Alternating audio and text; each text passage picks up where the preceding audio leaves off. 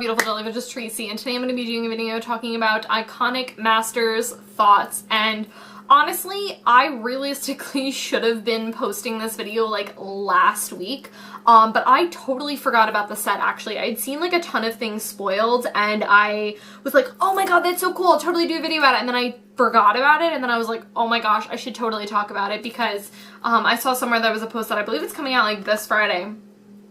And yeah, so basically I just wanted to do this video kind of like talking about like thoughts and stuff like of the set. So what I noticed a lot, how I feel like a lot of times these types of sets work, like people get super hyped over sets like this, like Modern Masters, Eternal Masters, and now they're doing Iconic Masters, which to my understanding it's kind of like a whole mix, like it has cards that can belong in like different formats. They're just very like iconic magic cards, like magic cards that are like pretty well known and like used in a variety of formats, or they're staples for that type of format, for, you know, a variety of formats. And what I think is really cool is that it's not as specific, whereas something like Modern Masters is specifically for Modern Masters. Now, that's not to say you could use that stuff in a format like EDH, for example, but the majority of the cards are going to be primarily used in Modern. The same thing with Eternal, yes, with the Eternal Masters as well. That was for like Vintage and like Legacy and like things like that. So what I think is really cool about this set is I think that they're making it a little bit more widespread. And what I really wholeheartedly appreciate in sets like this to begin with is the chance for more people to access these cards. Now, something that really, I would say, bothers me about the whole Magic market is how like a lot of newer players or players who don't want to spend as much money don't have the means to afford these really high-end Magic cards. And I understand that. I have been there, and you know, I used to, and I don't want to get into like my whole Magic financial history, but like I used to definitely feel like that. Like I was definitely at a point where I was like, I don't want to like buy, you know, a ton of these cards in general for like competitive formats because it's like really expensive and whatnot, and I put a lot of my money into EDH, but I haven't bought Magic cards in honestly a really long time, and I am definitely overdue. Like actually funny, it was literally today I was like making a list of like cards that I need to get for my EDH decks, but terms of like competitive Magic, I can totally understand why it's a burden. Now what I think a lot of times this does is it makes these cards financially cheaper, which is awesome. I think that's awesome. I think, yes, give power to the people, have more people have access to these cards. Another really awesome thing too is a lot of these sets, there tends to be more, like, versus like a set like Ixalan or like something like that, there tends to be more expensive cards in a set like this. They market it as being like, hey, look, there are super cool things in this set, like, you totally want to check them out. So I think they kind of like get you with that draw. They're like, oh, I have more like expensive cards in here, like Jin Gitaxis. Is that card expensive? I feel like that card's pretty expensive. Or like Consecrated Sphinx, like that's a good example. Consecrated Sphinx is a decently expensive Magic card. Like it's not like $1, which, you know, I don't know, everyone has like different terms and how they define expensive Magic cards. I would say like over like $20 for me is like probably expensive. I don't know, everyone's got like different ways of doing that. But so yes, I think it's great. I love the fact that it makes it more accessible. I love that they throw in a lot of like these bombs. I think in terms of like drafting, I think it's really sweet. I do like how they kind of like pick tribes a lot of times to put in sets like this. And then a lot of times, you know, this one is doing like angels, it looks like. I did that there's, I feel like, usability in this, and I think that tends to be a really big major problem that a lot of people have with Modern Masters and Eternal Masters, is that they have a lot of cards that like no one in their mother is going to run. Like you're gonna open these like commons and uncommons and you're gonna be like, yeah, cool, like I don't need these are junk. But I think what hopefully tries to happen is there are cards that are definitely going to be usable. And I'm not just talking about this from like a draft standpoint, because that's totally different. I'm talking about like from a standpoint of like opening these cards and being like, wow, like Swords to Plowshare. Uncommons like these that, you know, they're a little bit more money, the card's like $1 or $2, but having that in an uncommon slot is really sweet, because you're probably going to be opening up more of them, and it's like a really great card to like have on hand, and it's used in a variety of formats, which is another card that I know is used is Search for Tomorrow. I know that's used in Modern in Scapeshift, so that's kind of cool. Thought Scour, that's a really exciting card to see.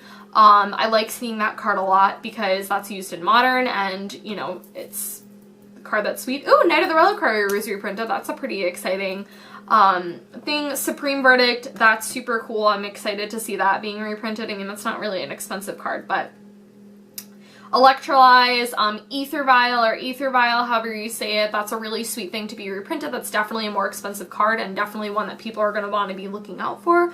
Oblivion Stone is another one that's used in basically every Tron build, so that's kind of, you know, I don't care about that because I don't play Tron, but I mean giving people more of a chance to play with a card like that. Grove of the Burn Willows, this is a really sweet card. This is used in Tron, and what's really cool about this is not a card I feel like that's reprinted like almost ever. I feel like that's not really a card that you like typically see. So that's kind of like an exciting thing. Horizon Canopy, wow, really excited about this card. This card's very, very expensive and not a card that's been printed a lot, I feel. So that's very exciting to see that. And I think this has new art too, which is super cool. So, and then you have like these other lands. You do have the Ravnica bounce lands, you know, those sorts of things. So yeah, there's definitely some really cool, and I kind of jumped back over the common segments, but like talking about like some of the more bombs I would say in the set that I'm really excited for. I'm really excited to see Avacyn being reprinted. She's really good. She's going to be a total bomb in draft. She's a really, really solid EDH card. I don't think I've seen her in anything else, but I'm really excited to see her being reprinted. All of the Praetors are being reprinted, which is really exciting. I'm very excited for Elesh Norn. I think that card is super great. I also really love Sheldred. I run Sheldred in my Tasigur EDH deck, and she's really fantastic.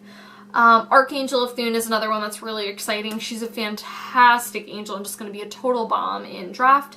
Kiki Jiki, another one that's like pretty decently expensive, so I'm excited to see him. Jay chilling up there. Why'd you print Primeval Titan? Are you trying to rub that in my face? I feel like that's like printing Splinter Twin. Wasn't Splinter Twin like reprinted and then straight up just banned? I feel like that was a thing that totally happened when that card got banned. That's actually kind of funny. Probably not funny for the people who play that deck, but yeah. Ancestral Vision, I personally don't like this magic card, but I know there's a lot of people who do like to run it, and it's definitely more expensive, so I'm happy to see that being reprinted. Auriol Champion is another one that's a pretty decently expensive card, so I'm excited to see that. As I was kind of looking through the uncommons, I feel, and the commons are decently underwhelming. There's nothing, like I said, of really major value that I'm like super excited to see printed. I think that there's definitely there's a lack of usability, I think, in those cards in a lot of these, like, you know, formats, in basically any format. So I'm not super excited about a lot of these. Oh, Monastery of Swiftspear, that's actually a really cool one. And like Swords to Posture, like I mentioned, but everything else is kind of like eh. But then you do have some pretty decent draft cards. I would say like Topin Freeblade is a fantastic draft card. I remember drafting with this card when it was in whatever form that was. That card was really fantastic. So there's definitely some usability for that in like draft. I think it's going to be a really solid draft format with the potential to open up definitely some money. And I think what's really cool is I think there's actually a decent amount of rares and mythics that are money, because I think what tends to happen is like there's a lot of like $1, $2 cards that get kind of stuffed in those crevices, but I think there's some really good high value like cost cards. Like some of these are like $50, so to see that is really really sweet. Another thing that I wanted to share with you guys that I actually wasn't going to mention, but I was clicking on links to find out a little bit more about this set, and I'm going to link this down below. This is MTG Goldfish. What they did, which I think this is super cool, is they did this thing where they did the price of the entire set, like every single card, like one of each card, and it's $614. And then I switched to foil prices, and let me tell you, okay, so the foil is over $2,000. So that's to say, like, if you opened up, like, every single foil, which, like, that's not gonna happen, or, like, every single card, it's, like, $600 and something. So I think that's a really important thing to look at, is, like, the overall, which I've never looked at that before until this set, which has been really interesting, is looking at the overall value. So, in my wholehearted opinion, if you're gonna pick up a booster box, I personally think that you should totally draft with it, because, one, you gain an experience out of it. And the second thing is, too, with drafting, is you can do it like a ghost draft, which is super cool, where like you can buy the box and then keep all the cards, and then your friends don't keep the cards, like you keep them, but then you play with them for the purpose of draft, which I think is a really cool type of thing. I've done that before with some of my friends.